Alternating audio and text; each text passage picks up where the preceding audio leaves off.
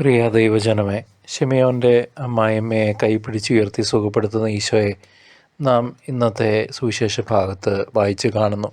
ക്രിസ്തുവിൻ്റെ സാമീപ്യം രോഗികളെ സുഖപ്പെടുത്തുകയും തളർന്നവരെ ജീവിതത്തിലേക്ക് തിരികെ കൊണ്ടുവരികയും ചെയ്യുന്നു. നമ്മുടെ ജീവിതത്തിലെ തളർച്ചകളിൽ കർത്താവ് കരം പിടിക്കുമ്പോൾ നാം മറ്റുള്ളവർക്കായി ശുശ്രൂഷ ചെയ്യാൻ പ്രാപ്തരാകുന്നു എന്നതാണ് ഇതിലെ വലിയ പാഠം. സന്ധ്യാസമയത്ത് തൻ്റെ പക്കൽ വന്ന സകല രോഗികളെയും കർത്താവ് സൗഖ്യമാക്കി. വേദനിക്കുന്നവൻ്റെയും ഒറ്റപ്പെട്ടവൻ്റെയും അത്താണിയാണ് താനെന്ന് മിശിഹായത്തിലൂടെ തെളിയിക്കുന്നു. ഓരോ വിശ്വാസിയും ക്രിസ്തുവിൻ്റെ ഈ സാന്ത്വന സ്പർശനം സ്വന്തം ജീവിതത്തിൽ അനുഭവിക്കാൻ വിളിക്കപ്പെട്ടവരാണ്. നമ്മുടെ വേദനകളിൽ ക്രിസ്തു കൂടെയുണ്ടെന്ന ബോധ്യം നമുക്ക് വലിയ ആശ്വാസം നൽകുന്നു.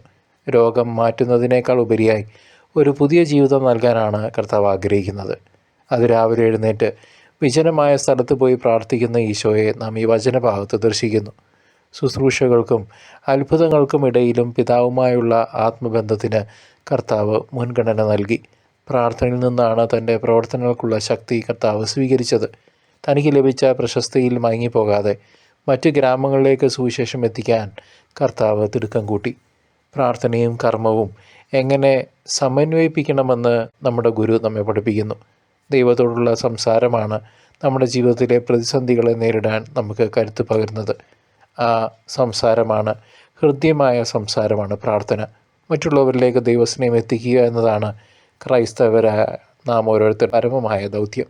ക്രിസ്തുവിനെ പോലെ പ്രാർത്ഥനയിൽ ശക്തിപ്പെട്ട് ലോകത്തിന് പ്രകാശമാകാൻ നമുക്ക് അനുദിനം പരിശ്രമിക്കാം.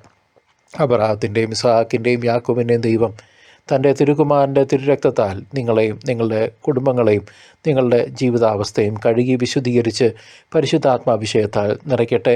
പിതാവിൻ്റെയും പുത്രൻ്റെയും പരിശുദ്ധാത്മാവിൻ്റെയും നാമത്തിൽ ആമേൻ.